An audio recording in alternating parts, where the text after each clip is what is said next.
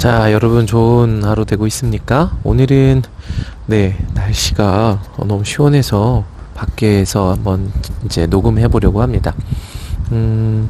영상은 지나가는 사람들 지키겠네요. 자, 오늘 말씀은 로마서 4장 1절에서 8절까지 말씀인데요. 최근에 이 로마서가 이제 주말도 좀 지나고 월요일도 제가 못 올렸죠. 그러면서 좀 내용들을 대략적으로 좀 정리하고 오늘 말씀들을 좀 나누면 좋을 것 같아요. 자, 지난 토요일 날 이 로마서 3장이 시작이 됐는데요. 무슨 내용이냐면 이 유대인의 나음이 무엇이고 할례의 유익이 무엇이냐라고 이야기를 하면서 결국에 하나님의 신실하심과 인간의 신실하심을 구별하는 이야기부터 시작을 해요. 여기서 이제 믿음이라는 개념이 나오는데 이게 헬라어로 피스티스고, 이 믿음이라는 개념은 뭐냐면 어떤 사실에 대한 인식, 눈에 보이지 않는 존재를 실존한다라고 어떤 생각하는 어떤 그런 신념, 이런 신념에 대한 부분이 아니라 이 피스티스는 신실함이에요. 변하지 않는, 약속에 충실한 이런 의미이기 때문에 우리가 이 로마서에서 믿음이라는 개념에 대해서 계속 말씀하실 때 내가 눈에 보이지 않는 하나님의 존재를 믿는다, 내가 지금 눈에 보이지 않는 예수님을 믿는다, 혹은 내가 과거에 있었던 예수 그리스도의 십자가 사건으로 인해서 내가 죄 사함 받았다는 사실을 인정한다, 요 정도의 의미로 받아들이면 안 되고요. 하나님과의 언약과 하나님의 말씀을 신실하게 지킨다, 요 의미로, 변치 않고 지킨다, 요 의미로 받아들이면 되고요. 우선 로마서 3장의 핵심은 뭐냐면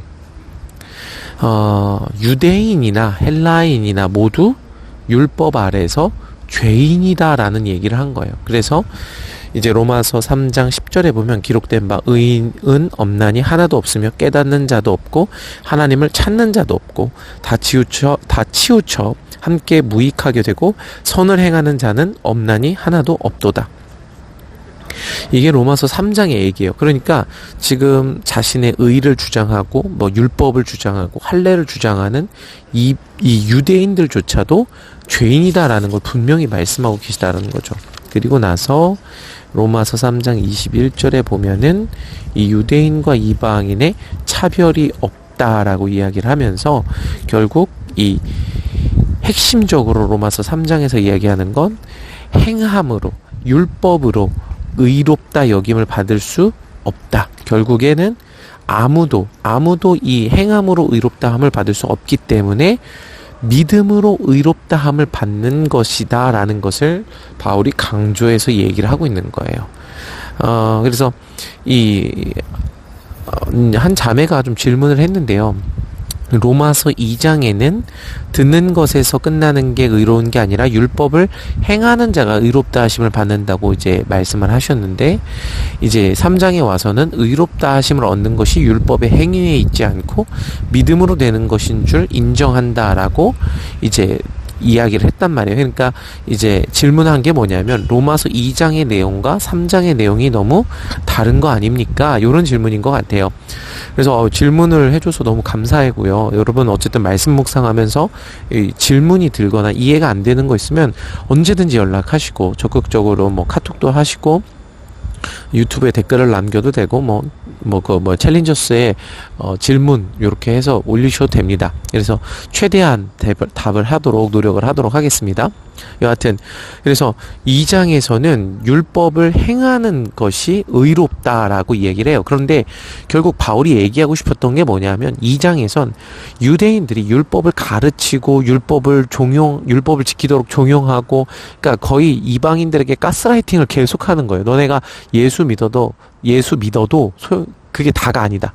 율법을 지켜야, 할례를 받아야만 구원 얻고 아브라함의 후손이 될 수 있다고 계속 강요한 거예요. 그런데 바울이 얘기한 건 뭐냐면, 야, 너네들이 아무리 율법을 받았고 혈통적으로 유대인이라 해도 소용없어. 너희들이 율법을 지켜 행해야만 의롭다 하심을 받는 거야. 그러므로 너희는 율법을 지켜 행하지 않고 있어. 그러니까 너희는 의인이 아니야. 이 얘기를 지금 한 거예요. 그 의도 가운데서 율법을 행해야만 의롭다함을 받을 수 있다 라는 얘기를 한 거죠. 맞는 말이에요.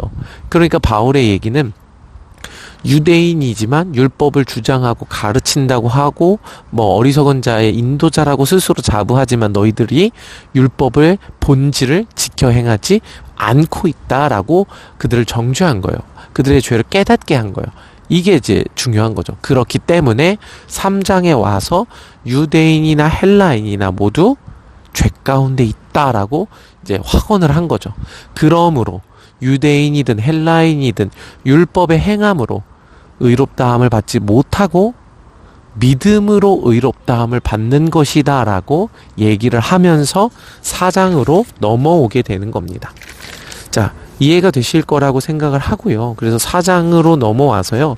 뭐 하는 거냐면 4장은 결국 3장 말미에서 얘기한 율법의 행함으로 의롭다함을 받는 게 아니라 믿음으로 의롭다함을 받는다 라는 것을 이 실제적인 이 구약의 이 사람들의 예를 통해서 조금 더 설명하고 있는 거예요. 그러니까 여러분 로마서를 읽을 때 로마서는 변증하는 것과 같아요. 그러니까 뭐 은혜를 받고 교훈을 얻고 물론 그것도 있는데 구원이 과연 무엇인가에 대해서 구원을 어떤 과정으로 받을 수 있는가에 대해서 바울이 이 굉장히 논리적으로 차분하게 하나씩 반박할 수 없게 증명한 거예요. 논증한 거예요. 유대인들의 그 굳어진 사고 체계를 깨부시기 위한 바울의 이 논리적인 공격인 거예요. 그러니까 여러분 이 바울의 논리를 한번 잘 따라가 보시기 바래요. 그래서 이 의롭다함을 받는 것이 이 믿음으로 되는 것인데 그래서 예를 들면서 시작을 하는 게 이 4장 1절에 아브라함이에요. 1절 봅시다. 4장 1절. 그런즉 육신으로 우리의 조상인 아브라함이 무엇을 얻었다 하리요. 육신으로 우리 조상인 이 우리 조상이 우리가 누구겠어요? 유대인이죠.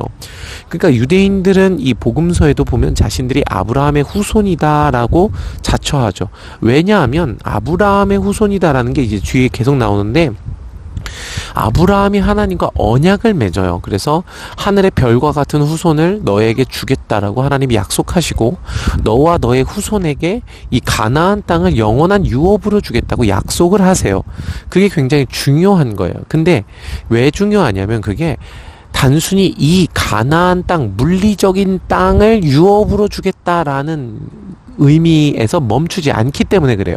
그 의미는 하나님의 나라를 유업으로 너에게 주겠다. 너와 너의 후손에게 주겠다라고 약속한 거예요. 그러므로 이 아브라함의 후손들에게만 이 하나님의 나라가 유업으로 주어지게 됐다라고 유대인들은 생각을 하는 거죠.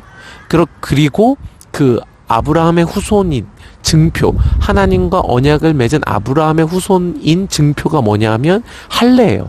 그렇기 때문에 유대인들은 할례를 굉장히 목숨처럼 여긴 거예요. 할례를 받아야만 아브라함의 후손이 될 수 있고 아브라함의 후손이 돼야만 그 하나님의 나라를 유업으로 받을 수 있다. 즉 구원받을 수 있다고 생각을 한 거예요. 그러니까 유대인들이 이방인들한테 할례를 강요한 거죠. 이런 상황 속에서 이 아브라함을 예를 드는데 자 그래서 2절 보면 만일 아브라함이 행위로서 의롭다 하심을 받았으면 자랑할 것이 있으려니와 하나님 앞에선 없느니라. 무슨 얘기예요? 아브라함조차 행함으로 의롭다 하심을 받은 게 아니라는 얘기예요. 여러분 이건 유대인들에게 매우 충격적인 얘기죠. 근데 바울의 논리를 따라가 봅시다. 3절 성경이 무엇을 말하느냐. 아브라함이 하나님을 믿음에 그것이 그에게 의로 여겨진 바 되었느니라 라고 말씀을 하세요. 여러분 이게 그러니까 바울이 어떤 부분을 근거로 얘기를 한 거냐면 이 창세기 15장을 근거로 한 거예요. 14장은 이 아브라함이 이 가나안을 제패하는 얘기예요. 그래서 이 9명의 왕을 다 물리쳐버려요. 그래서 아브라함이 실질적으로 이 가나안의 가장 최강자가 돼버립니다.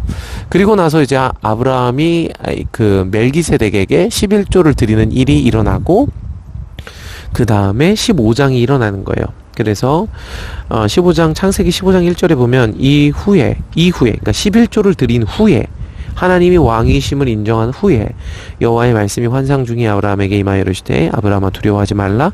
나는 내 방패요 너의 지극히 큰 상급이니라. 아브라함이 이르되 주 여호와여 무엇을 내게 주시려 하나이까? 나는 자식이 없사오니 나의 상속자는 이 다메섹 사람 엘리에셀이다.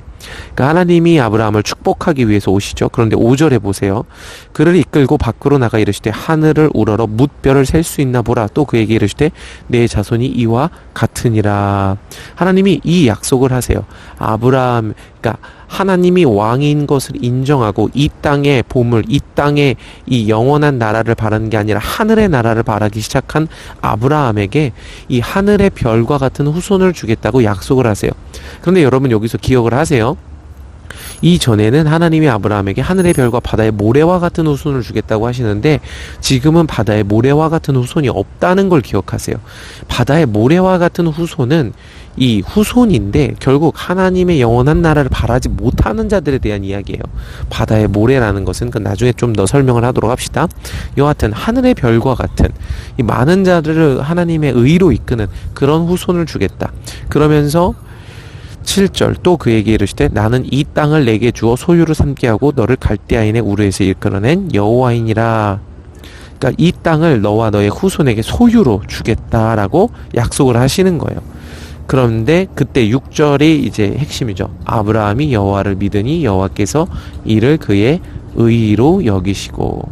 그러니까 하나님이 지금 이 약속을 주신 거예요. 하늘의 별과 같은 후손을 너에게 주겠다. 근데 그때 그리고 이 땅을 너의 소유로 주겠다. 유업으로 주겠다. 약속을 하셨는데 아브라함이 그것을 믿은 거예요. 그 하나님의 약속을, 하나님의 말씀이 반드시 이루어질 걸 믿었어요. 그랬더니 하나님께서 그 믿음을 아브라함의 의로 여기셨다라는 거예요.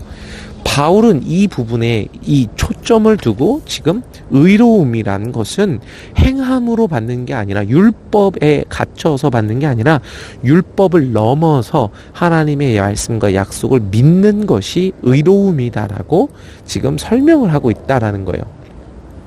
자, 이해가 되시죠? 자, 그래서 또 한 사람 등장하는 게 뭐냐면 6절 봅시다. 6절 다윗인데요. 6절에 보면 이렇게 말해요. 이란 것이 없이 하나님께 의로 여기심을 받은 사람의 복에 대하여 다윗이 말한 바 불법이 사함을 받고 죄가 가리어짐을 받는 사람들은 복이 있고 주께서 그 죄를 인정하지 아니하실 사람은 복이 있도다 함과 같으니라. 그러니까 다윗은 또 어떤 사람입니까? 이스라엘의 최고의 왕이죠. 그러니까 유대인들 지금도 다윗을 최고의 왕으로 생각을 하고 이 다윗과 같은 왕이 다시 올 것을 기대하는 거죠. 그게 메시아 사상이에요. 그런데 그 다윗이 뭐라고 얘기했냐면 불법이 사함을 받고 죄가 가리어짐을 받는 사람들은 복이 있다. 주께서 그 죄를 인정하지 아니하실 사람은 복이 있다. 여러분 이거는요 율법과 위배된 얘기예요. 왜요? 율법은 뭐예요? 죄를 지으면 죽음이다. 죄의 싹은 사망이다. 요게 율법이에요. 그런데 다윗은 그 죄가 불법이 용서를 받고 죄가 가리어짐을 받을 수 있다라는 것을 다윗이 말했다는 거예요. 그리고 다윗은 그것을 믿은 거죠. 여러분 이게 이미 원래 율법에 나와 있는 얘기긴 해요. 그런데 어쨌든 그래서 다윗이 그것을 증언한 거죠. 그러니까 여러분 보세요. 다윗 그 스스로가 바로 이것을 증명한 장본인이에요. 왜요? 다윗이 죄를 졌죠. 밧세바를 범했어요. 이미 남편이 있는 여인 밧세바를 강제로 범하고요. 그리고 그 남편인 우리아를 죽였어요. 끔찍한 죄를 저질렀죠. 그런데 나단 선지자가 와서 다윗의 죄를 깨닫게 해줄 때 다윗이 그 죄를 깨닫고 하나님 앞에 깊이 통회자복하며 죄 용서함을 구했어요. 그랬더니 하나님이 불법을 사해 주셨고 죄를 가려줬어요. 이걸 다윗이 경험한 거예요. 예언적으로 이 죄 용서함, 예수 그리스도를 통한 구원이 율법을 넘어선 개념을 다윗이 경험한 거예요. 그래서 다윗이 그걸 증언하는 거죠. 여러분 지금 다윗이 이렇게 증언하는데 유대인들이 뭐 할 말이 있겠습니까? 여러분 지금 하나님이 용서해 주시고 율법을 범한 자를 사하여 주신 예를 바울이 지금 명확하게 들고 있고 분명히 인용하고 있는데 유대인들이 할 말이 없죠. 그들의 믿음의 조상, 그들의 선조죠. 그들의 선조 이 아브라함의 이 사실들 그리고 다윗의 고백을 예로 들면서 결국 하는 얘기가 뭐예요? 사절이에요. 사절. 일하는 자에게 그 싹시 은혜로 여겨지지 아니하고 보수로 여겨지니거니와. 여러분, 일하고 돈 받는 건 당연한 거예요. 그 돈 받는 게 선물이 아니라 고마움이 아니라 그냥 당연한 거예요. 일을 했는데 돈을 안 주면 신고해야 되죠. 여러분, 일을 하고 보수로 받는 건 당연하다는 얘기예요. 그런데 5절. 일을 안 했는데, 일을 아니 했는데, 경건하지 않았는데, 그 사람에게 의롭다라는 보수를 주는 거예요. 싹 의롭다라는 그 값을, 의로움을 주는 거예요. 그러니까 일을 안 했는데 보수를 받았어요. 그건 뭐예요? 은혜라고 하는 거예요. 선물이라고 하는 거예요. 그게 뭐라는 거예요? 의롭지 않은 자. 근데 믿는 자를 의롭다고 여기시는 거예요. 의를 행할 수 없는 자. 근데 하나님의 약속을 믿었을 뿐인데, 그리고 죄 용서함을 구하고 죄 용서함을 받았을 뿐인데 그 사람을 의롭다고 여기신 거예요. 그러니까 대가가 지불되지 않은 하나님의 은혜인 거예요. 그렇기 때문에 이 은혜가 하나님의 선물이죠. 이게 의로워질 수 있는 유일한 방법이다라고 바울이 계속 가르치고 있는 거예요. 결국 여러분, 제가 다른 것들을 설명할 수 있지만 다른 것들은 제쳐두고요. 중요한 게 뭔지 아십니까? 이렇게 얘기하면은 좀 그러네요. 중요한 게 무엇이냐면요. 뭘 잘하고 못하고가 아니란 얘기예요. 여러분, 죄를 짓지 마십시오. 죄는 중독성이 있기 때문에 죄에 빠지면 죄의 노예가 되는 거예요. 그거는 오늘날도 동일한 일이에요. 그런데 문제, 핵심은 뭐예요? 죄된 행동을 하냐 안 하냐가 중요한 게 아니라는 거예요. 뭐가 중요하다는 거예요? 믿느냐 믿지 않느냐가 중요하다는 거예요. 여러분, 구원의 기준은요, 믿음에 있다는 얘기예요. 믿음은 뭐예요? 하나님의 약속이 반드시 이루어질 것. 그 하나님의 신실하심을 내가 신실하게 추구하는 것. 하나님의 신실하심을 바라는 것. 그것이 의로움이에요. 하나님의 죄 용서하심을 바라는 것. 그게 의로움이에요. 내가 실제로 100% 하나님 앞에 모든 율법을 다 지켜서 의로워질 수가 없는 거죠. 그러니까 포커스가 여러분 행동에 있으면 안 돼요. 여러분의 행동 때문에 좌절하고 낙담하지 마세요. 여러분의 행동 때문에 우쭐하고 교만하지 마세요. 여러분 행동으로 인해서 믿음을 돌아보세요. 내가 지금 믿고 있는가? 이 행동을 하는 게 도대체 내가 이런 행동이라는 열매를 맺는 게 믿지 않음 때문은 아닌가? 내가 이런 행동이 나오는 게 믿음 때문인가? 이것을 돌아보고 믿지 않음이 발견된다면 그 믿지 않음을 회개해야 된다는 거예요. 여러분, 이것을 기억하시기 바랍니다. 자, 이후로 계속 이제 이 믿음으로 의롭게 되는 것에 대해서 바울이 계속 설명을 하세요. 그러면서 유대주의를 깨트리는 거예요. 여러분, 오늘 우리를 둘러싸고 있는 유대주의가 있어요. 나에게 있는, 여러분 스스로에게 있는 율법주의가 있어요. 이건 옳은 거야. 이건 나쁜 거야. 이건 나 잘했어. 이건 나 못해서. 나는 진짜 나쁜 사람이야. 이렇게 평가하고 정죄하는 거죠. 소용없어요. 여러분, 다 죄인이에요. 그냥 죄인이에요. 믿어야 돼요. 믿음은 들음에서 나고 들음은 하나님의 말씀으로 말미암는 거예요. 아브라함이 하나님의 말씀을 들었죠. 그리고 그걸 믿었어요. 그랬더니 의로 여기셨어요. 여러분, 하나님의 말씀을 믿으세요. 그걸 여러분의 세계관으로 받아들이는 거예요. 그렇게 되면 어떻게 돼요? 그 믿음으로 인한 행동, 그 믿음으로 인한 결정이 나타나게 되는 거예요. 그렇기 때문에 여러분, 중요한 건 행함이 아니라, 행동이 아니라, 여러분의 결정이 아니라 믿음이에요. 그 행동을 하게 하는 믿음, 그 결정을 하게 하는 믿음, 그 믿음을 돌아보고 믿음이 하나님의 말씀과 맞는지를 확인해야 된다라는 얘기예요. 그렇기 때문에 여러분, 오늘 저와 여러분의 믿음이 예수 그리스도의 말씀으로 신실하게, 그러니까 말씀을 향하기를 축복합니다.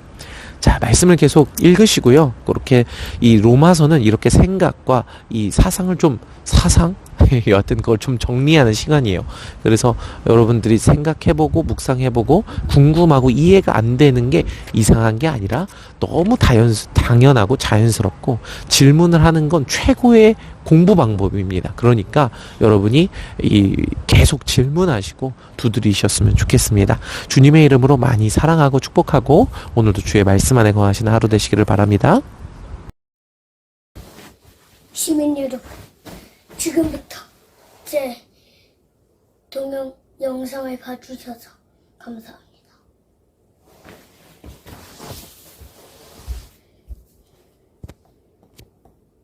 안녕하세요. 야옹이 선생님 2마리예요. 야옹이 선생님 2마리면 어떻게 될까요? 야옹이 하트.